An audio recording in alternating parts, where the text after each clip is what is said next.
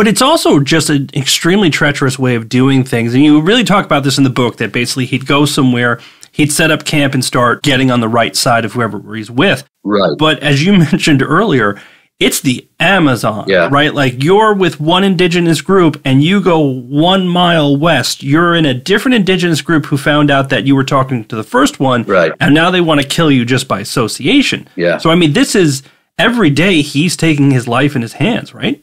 Yeah, it's true. In one particular group, the Nambikwara, it took years and years of efforts on his part to establish a relationship with them. And he was shot by arrows. He got hit by arrows. His offers of friendship were rejected. Some of his men were killed. I mean, he could have been killed himself more than once. But he just persisted, and finally they saw that he meant them no harm. And they invited him to one of their villages, and he acted respectfully, observed the ritual dances, and then joined in. He did all these things to show respect and a sense of fraternity in the French sense of the word, right? The French Revolution, liberty, equality, and fraternity. Partly it's his personality, and partly it's just his system of beliefs and his behavior. And it's very funny thinking about it nowadays from that lens. Is he was basically a legend in his own time, like a rock star, because it was, oh, you're with Rondon? Okay, you guys can come in. Yeah. We're not going to kill you because you're with our boy. Yeah. But like, everything will be cool, but don't do anything stupid.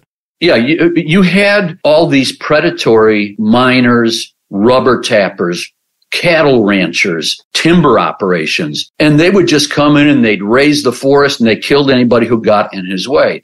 Not only did Rondon not do any of that, he took action in the so-called civilized world to blunt those efforts and fight them off. So he won the confidence of the tribal peoples.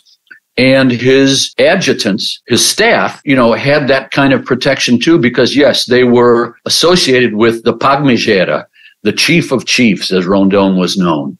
So it's his credibility, and it's also the fact that he blocked as much as possible, whenever possible, wherever possible, the efforts by regular coastal Brazilians to try and take over these areas.